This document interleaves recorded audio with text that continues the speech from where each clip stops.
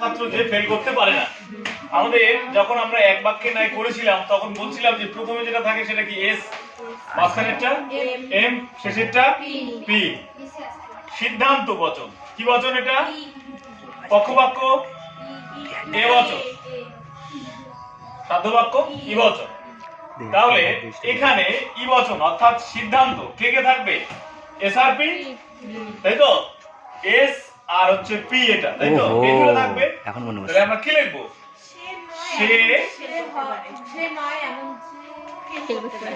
সে নয় এমন যে ফেল করতে পারে, ফেল করতে পারে পারে, এই তো? সে নয় এমন যে ফেল করতে পারে। তাহলে এবারে কি হবে?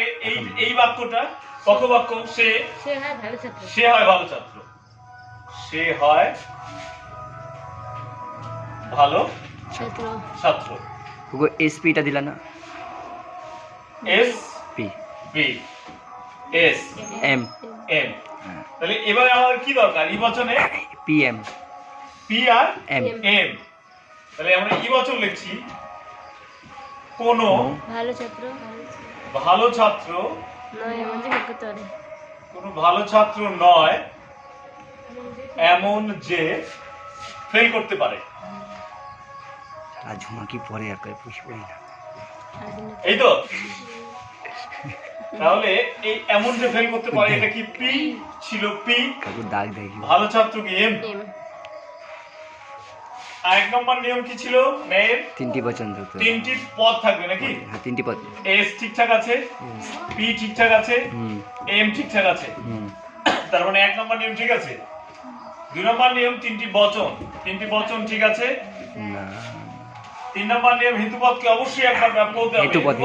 হেতুপদ দোষ এখানে ব্যাপ্য হয়ে গেছে, তাহলে তিন নম্বর নিয়ম ঠিক আছে, উপরেই হয়ে গেছে ওইটার জন্য। চার নম্বর নিয়ম যুক্তিবাক্যে যে পদ ব্যাপ্য হয় না, যুক্তিবাক্যে ব্যাপ্য না হওয়া পদ একমাত্র এটা, কিন্তু এটা ইয়েতে নাই, সিদ্ধান্তে নেই, দেখার কোনো প্রশ্ন নেই। পাঁচ নম্বর নিয়ম দুটি নাবাচক যুক্তিবাক্য, একটা নাবাচক যুক্তিবাক্য বৈধ, তাহলে এটা তাই তো?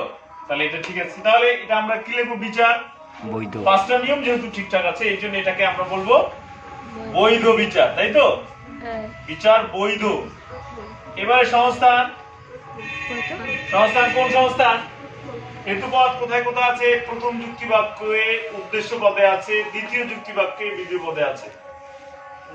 এটা কোন সংস্থানের চিত্র? প্রথম সংস্থান। তাহলে আমরা লিখে দেব প্রথম সংস্থান। কি প্রথম সংস্থানের চিত্র? হেতুপদ এখানে আছে, তাই তো?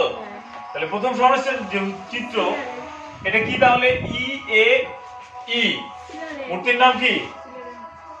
ঠিক তো?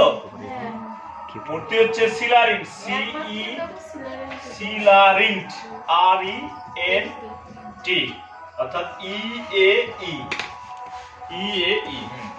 এই তো। ঠিক আছে।